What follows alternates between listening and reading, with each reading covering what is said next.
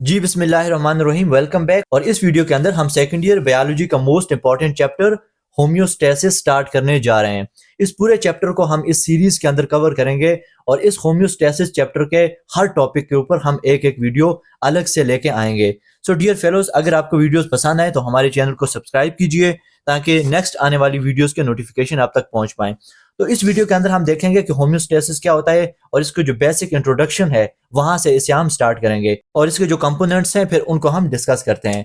तो सबसे पहले हम इसके इंट्रोडक्शन की बात करते हैं, डेफिनेशन की बात करते हैं कि बेसिकली होम्योस्टेसिस होता क्या है। तो homeostasis is the ability of a living organism. Living organism की ऐसी एबिलिटी है जिसमें क्या होता है कि मेंटेन करते हैं, स्टेबल करते हैं अपने इंटरनल एनवायरनमेंट को। ये एक ऐसी एबिलिटी है जिसमें लिविंग ऑर्गेनिज्म अपने इंटरनल एनवायरनमेंट को मेंटेन करके रखते हैं। जैसा कि आप जानते हैं कि दो तरह के एनवायरनमेंट होते हैं, एक हमारा इंटरनल एनवायरनमेंट होता है और एक एक्सटर्नल एनवायरनमेंट होता है। और जो इंटरनल एनवायरनमेंट होता है उसको मेंटेन करके रखना पड़ता है सर्वाइवल के लिए। सच एज टेम्परेचर, टेम्परेचर को मेंटेन किया जाता है, pH, water balance, glucose level और आयन कंसंट्रेशन के साथ साथ बॉडी के इनर साइड पे जितने भी चीजें हैं, जितने भी केमिकल्स हैं, जितने भी प्रोसेस हैं, उनको मेंटेन करके रखना जरूरी होता है despite changes in the external environment. और जो हमारे एक्सटर्नल एनवायरनमेंट है उसके अंदर आने वाली चेंजेस हमारे इंटरनल एनवायरनमेंट को इफेक्ट ना कर सकें।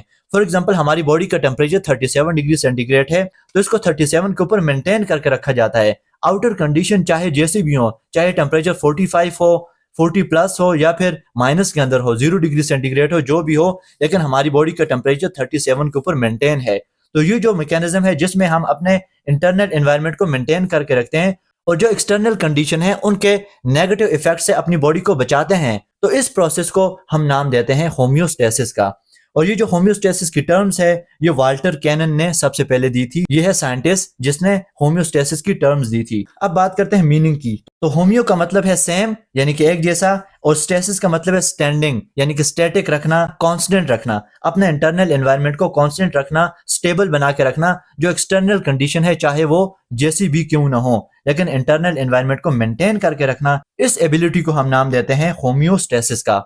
अगर इसकी इंपॉर्टेंस की बात करें तो इसकी बहुत ज्यादा इंपॉर्टेंस है, क्योंकि आप जानते हैं कि जो हमारे एंजाइम है, बॉडी के अंदर जो एंजाइम है जो मेटाबॉलिक रिएक्शन करवाते हैं, तो वो एक ऑप्टिमम पीएच के ऊपर, ऑप्टिमम टेम्परेचर के ऊपर काम करते हैं। और अगर ये टेम्परेचर और पीएच इसके अंदर कोई चेंज आ जाए, ये ऊपर नीचे हो जाए, तो हमारे एंजाइम डी नेचर हो सकते हैं। तो इनकी प्रॉपर फंक्शनिंग के लिए बॉडी का इंटरनल एनवायरनमेंट मेंटेन करके रखना बहुत ज्यादा जरूरी होता है। इसके अलावा cells need stable condition for metabolism. Metabolism के लिए प्रॉपर कंडीशन का होना जरूरी है। Sudden changes may cause cell damage और डेथ। अगर कंडीशन चेंज हो जाए, जो इंटरनल बॉडी है उसकी कंडीशन चेंज हो जाए, तो सेल डैमेज भी हो सकता है।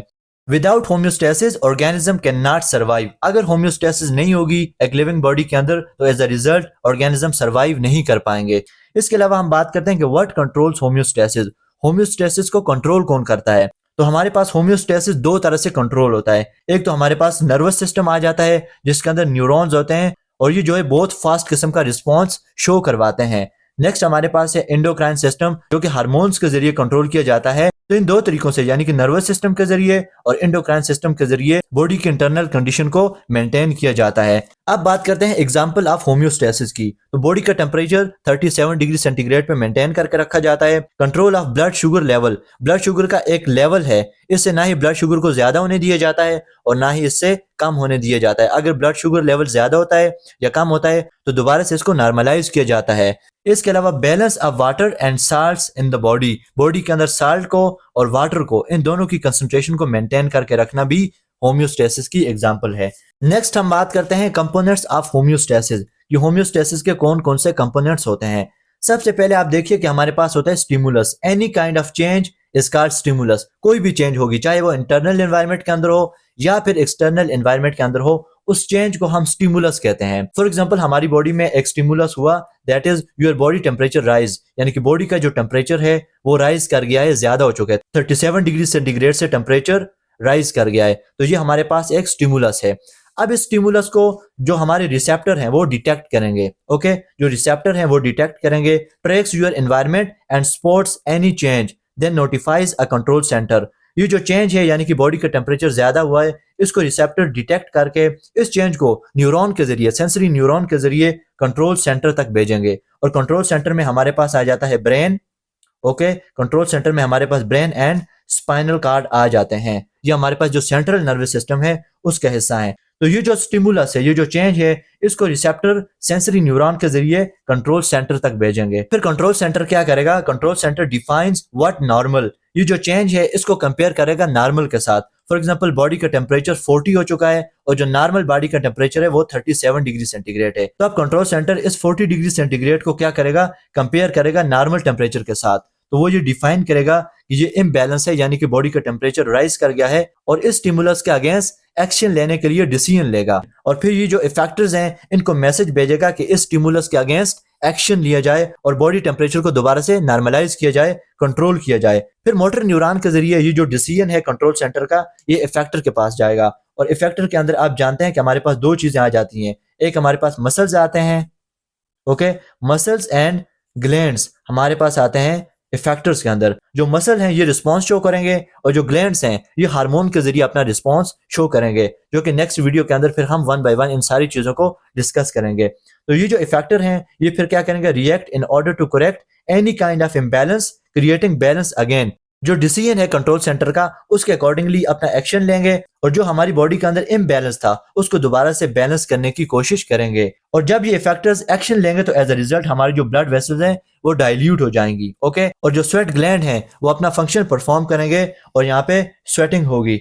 अब यहाँ पे रिस्पॉन्स शो होगा, यानी कि योर बॉडी टेम्परेचर लोअर्स, तो एज अ रिजल्ट हमारी बॉडी का टेम्परेचर कम हो जाएगा, यानी कि नॉर्मलाइज हो जाएगा 37 डिग्री सेंटीग्रेड तक। और अगर 37 से कम है तो दोबारा इसको बढ़ा के 37 कर दिया जाएगा।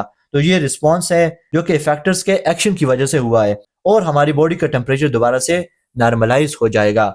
तो सबसे पहले हमारे पास था स्टिमुलस, यानी कि कोई भी चेंज स्टिमुलस है, रिसेप्टर ने इसको डिटेक्ट किया, डिटेक्ट करने के बाद इसको कंट्रोल सेंटर के पास भेजा, कंट्रोल सेंटर ने इसको डिसाइड किया, प्रोसेसिंग की और फिर इस डिसीजन को इफेक्टर्स के पास भेजा ताकि वो एक्ट करे और इसके ऊपर एक्शन ले। और एज ए रिजल्ट हमारे पास रिस्पांस शो हुआ, यानी कि जो इम्बैलेंस थी बॉडी के अंदर उसको दोबारा से बैलेंस कर दिया गया। तो ये था हमारे पास आज का topic, that is homeostasis. Next video के अंदर हम बात करेंगे फीडबैक मैकेनिज्म की, कि कैसे ये जो फंक्शन है इनको नॉर्मलाइज किया जाता है, बैलेंस किया जाता है। और इसमें हम नेगेटिव फीडबैक और पॉजिटिव फीडबैक को डिस्कस करेंगे।